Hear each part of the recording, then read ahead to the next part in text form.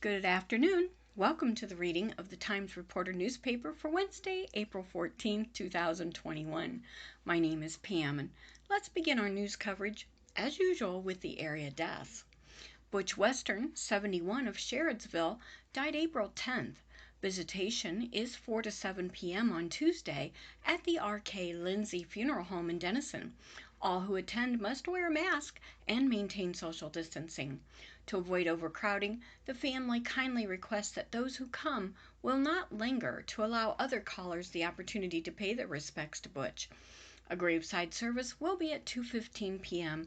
on Wednesday in Yerkesville Union Cemetery.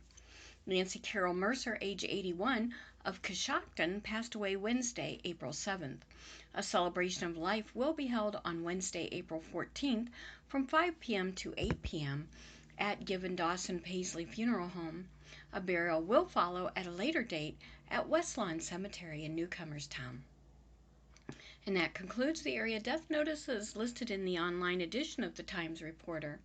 So, as usual, let's begin our first article for today. Intersection of State Routes 800 and 212 closed due to a fatal crash. In Zoarville, the intersection of State Routes 800 and 212 are closed due to a fatal crash on Monday afternoon. New Philadelphia-based District 11 of the Ohio Department of Transportation announced the closure at 4:58 p.m. The estimated time of reopening was unknown at this time. The New Philadelphia Post of the Ohio State Highway Patrol responded to the scene. New health order keeps mask mandate by Jackie Burchard. Ohio's mask mandate remains in effect. Officials clarified after confusion over a new order that replaced 18 others. Last week, Governor Mike DeWine announced the state would simplify coronavirus-related restrictions on businesses, events, and more. At the same time the revised order was issued, another order rescinded 18 others, including the state's face mask order. People who only saw the latter might have thought that meant facial coverings and other mitigation measures, such as requiring space between tables at bars and restaurants, were no longer required. But the new, broader order stated in the second section that masks were still required in indoor spaces, outside of one's home, and other situations. Ohio Department of Health Director Stephanie McLeod signed a revised health order on Friday meant to clear things up. The revised order includes new language that clarifies the mask mandate for K-12 schools hasn't changed and remains in effect. Tables at restaurants, bars, and banquet facilities must be spaced 6 feet apart unless there is a physical barrier between them. Restrictions on congregating at social distancing requirements do not apply to religious observances and other First Amendment activities, but the face mask requirements do apply. Both the original and amended orders consolidated 18 different health orders. Instead of limiting gatherings to 10 people, the order suggests distancing and limiting the groups of people within large gatherings to 10. DeWine has said all health orders, including the mask mandate, would be lifted when Ohio reaches a rate of 50 new COVID cases per 100,000 residents during a 2-week period. That number was 183.7 on Thursday. We're getting there, people. 2 children in a car that fled police. In New Philadelphia, there were 2 children inside a car that fled police for a short time before hitting a ditch early Monday. Police reported pursuing a black Dodge Challenger at 12:44 a.m. while it was eastbound on Fair Avenue. It ran a red light at 4th Street, turned east on High Avenue, ran a red light at Broadway, and drove onto State Route 39. An officer reported the car turned off its lights, then turned them back on after crossing into the opposite lane at Goshen Drive before it hit the ditch, ending the pursuit. Police called a guardian to take the children. The car was towed. The fleeing driver reportedly damaged a fence and went through yards when it failed to negotiate the turn at Beaver and Fair Avenues Northeast. Fire department receives donation.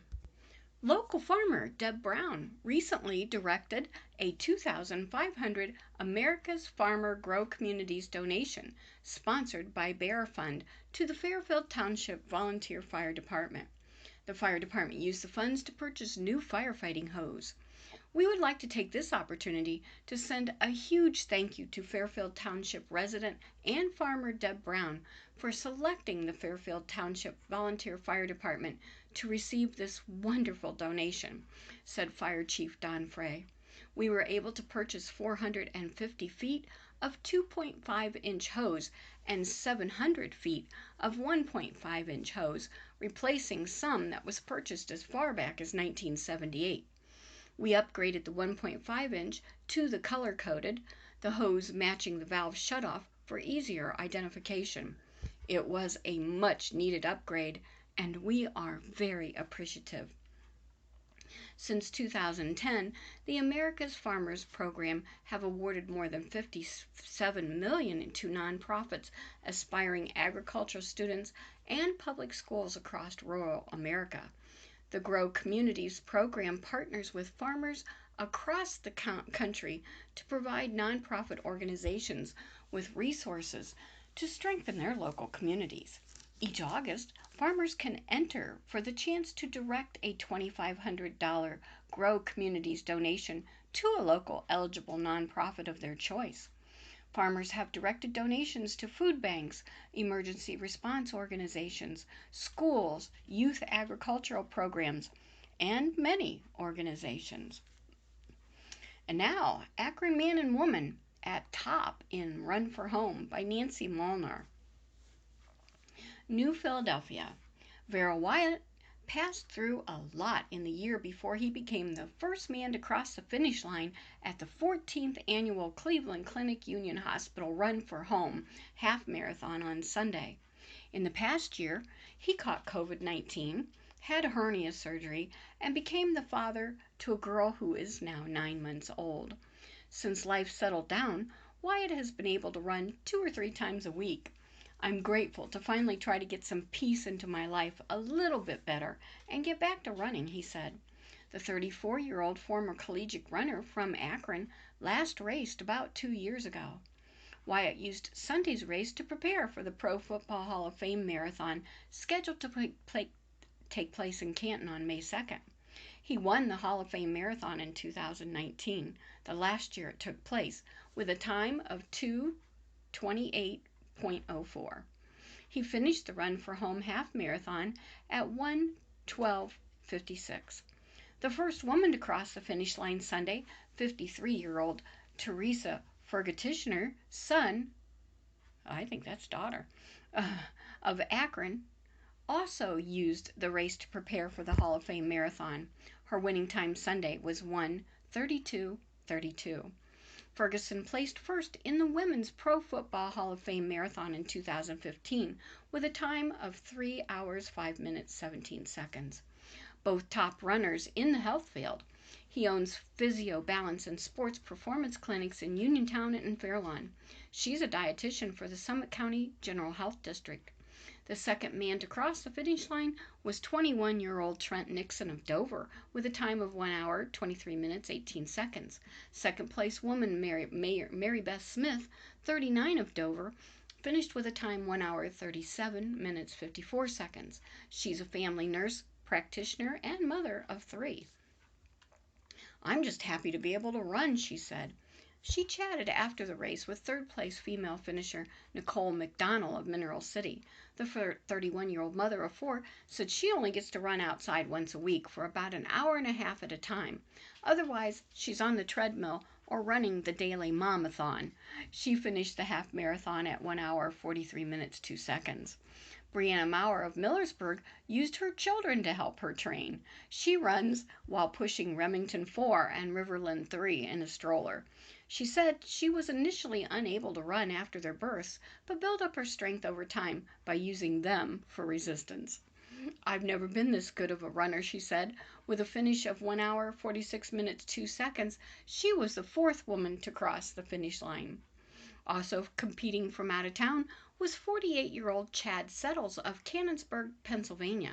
His finish was 1 hour, 28 minutes, 31 seconds, put him in fourth place overall, behind Rob Maurer of New Philadelphia, who placed third overall with a time of 1 hour, 27 minutes, 14 seconds. Settles' last race was the Boston Marathon, which was run virtually, as was last year's Run for Home. For the virtual races, runners logged their times and reported them. They got medals and t-shirts for participation, but no awards, said Run for Home race director Matt Reitzer. Excitement about the return of the congregate races was high, according to Holly Hillier, Development and Community Relations Coordinator for the Cleveland Clinic Union Hospital. This year's Cleveland Clinic Union Hospital Run for Home has everyone jumping for joy, literally, she said. She has the photos to prove it. Their enthusiasm this year is amazing, Hillier said. It's like everything is getting back to normal. Wyatt thanked the hospital for sponsoring the event. It's so fun to be back to running, Wyatt said. They did a great job. I felt safe the whole time. Everyone was in compliance with the Health Ohio orders. I'm so grateful to be back to running and glad that this was my first race back.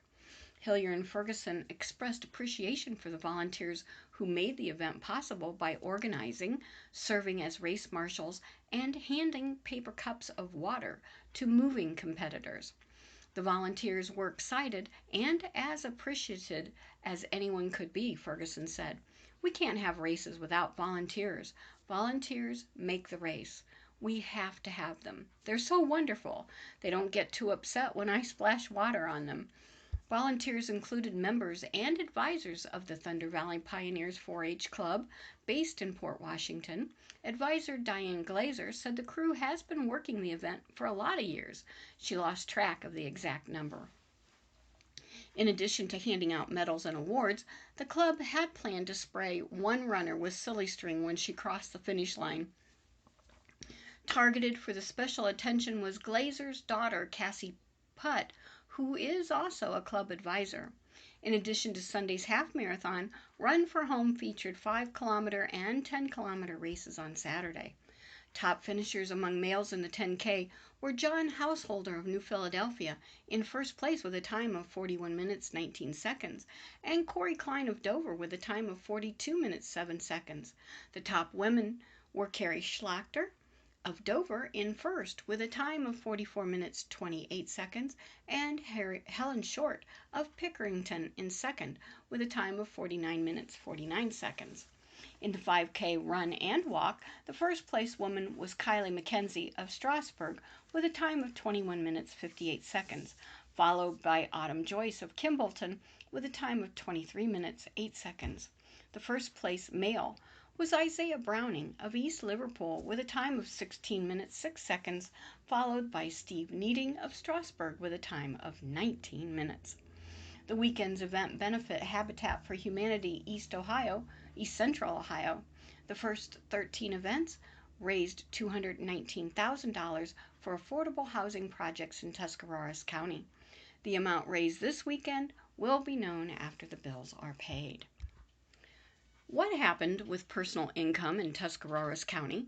Christy Tanner and Adrian Roberts from the Detroit Free Press write, before the pandemic caused widespread job losses last year, personal income per capita in Tuscarawas County increased in 2019 compared with the year prior, rising to $45,199, a 3.1% increase. Personal income per capita is measured as the total personal income of an area divided by the population. In 2019, Tuscarawas County ranked 28th in Ohio in terms of personal income per capita growth. In 2018, income grew by 4.9%. Nationwide, personal income per capita increased by 3.5% to $56,490 in 2019 compared with 2018. That increase was smaller than the previous year's 4.8%. The majority of the 3,000 plus counties the U.S. Bureau of Economic Analysis, or the BEA, tracks continued to see personal income per capita rise in 2019, the latest data available. The fastest growth could be found in two rural Kansas counties, Sheridan and Greenlee. Sheridan County grew at a rate of 35% to $62,156 per capita in 2019. And in West Kansas, Greenlee County grew at a rate of 30% to $98,916.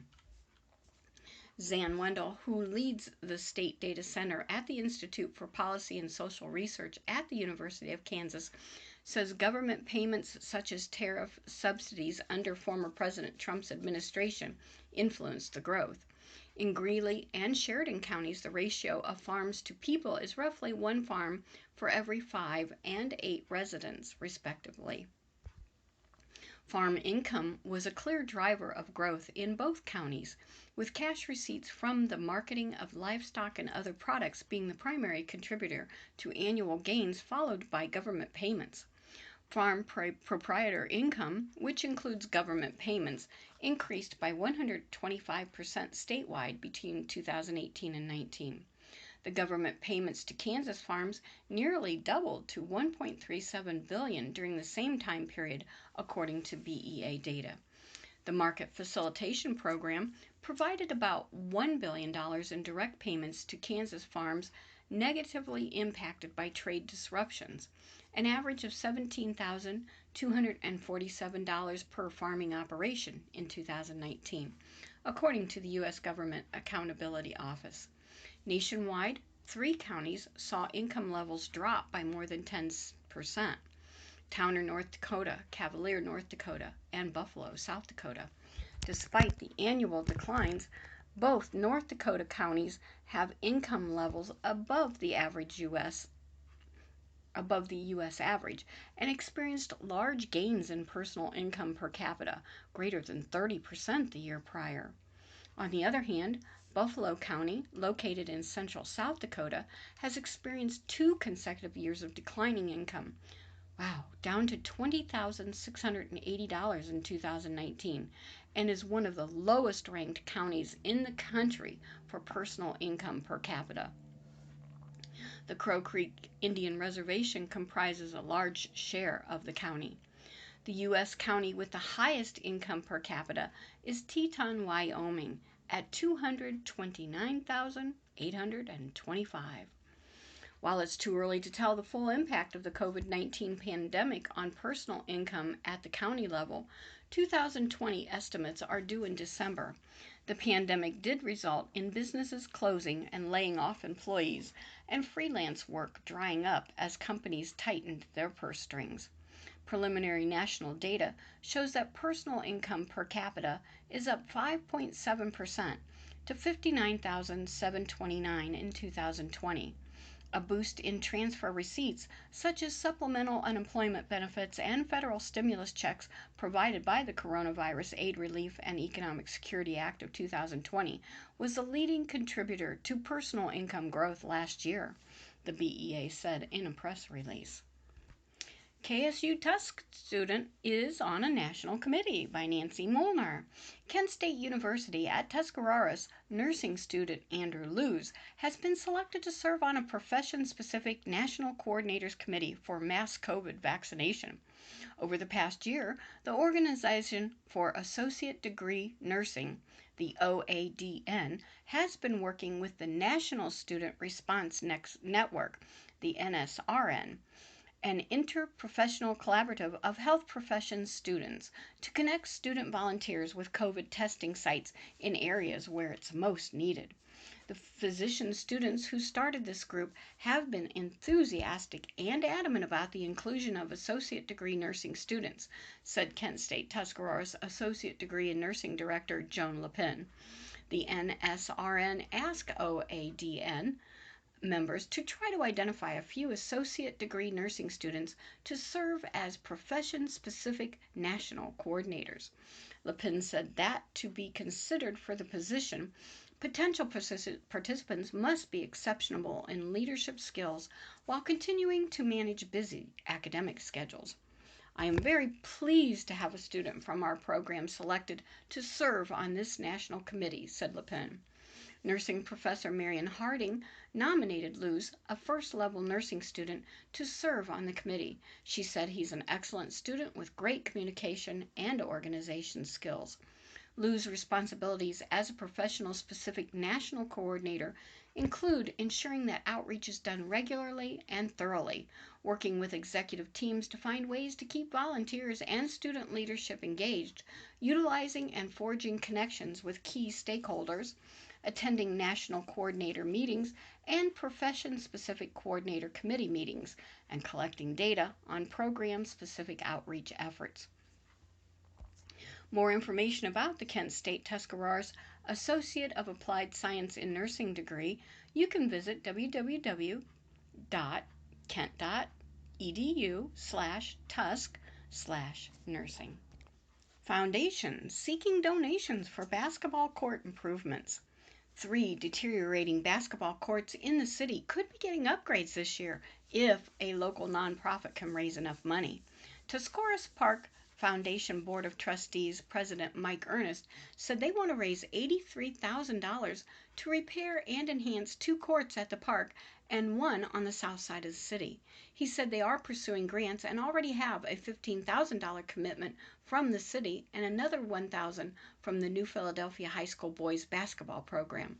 Donations can be made through the foundation's website and by calling the city's Park and Recreation Department. Ernest said a chicken barbecue on June 19th at the Southside Community Park also will benefit the effort. Statewide drill reveals need for tornado siren repairs. In Yerkesville, Mayor Mark Haney is asking for council's permission to repair the city's tornado siren and link it up with the county-wide 911 system. Haney told council members last week that firefighters had to turn on the siren manually during the statewide tornado drill a few weeks ago.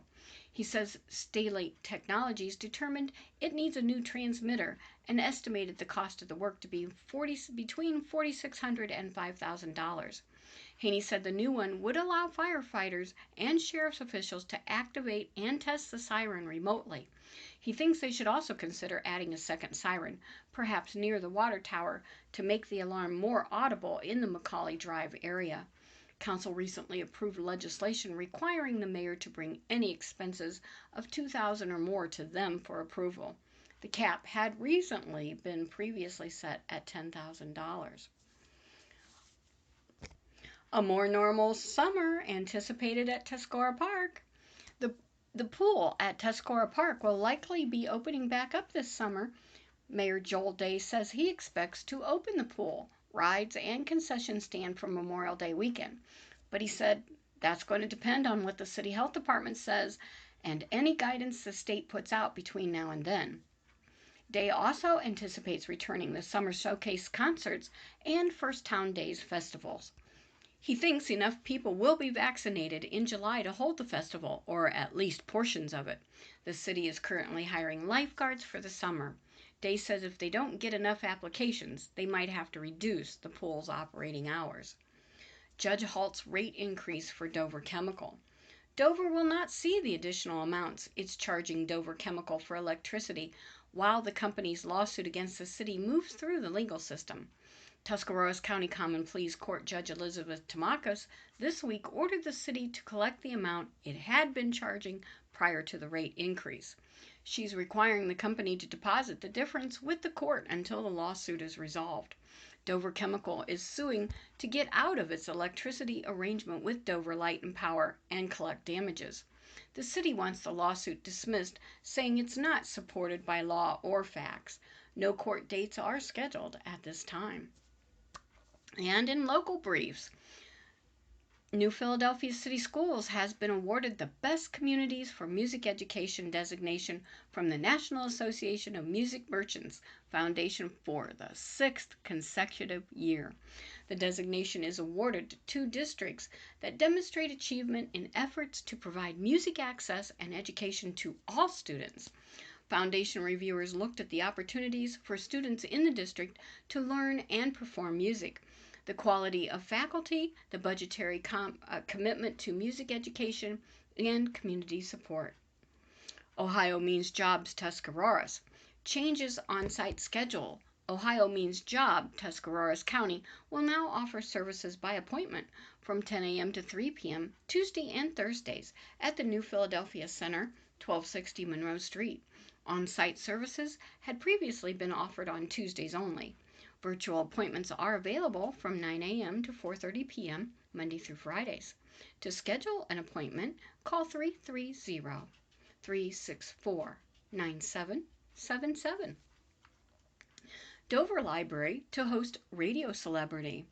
The Dover Public Library will host radio celebrity Mr. Music Norm N. Knight for a discussion of his book, The House That Rock Built, at 6:30 p.m. April 29th via Zoom. The book, told from Knight's perspective, draws on first-person accounts and interviews with business leaders, government officials, and leaders in the music industry.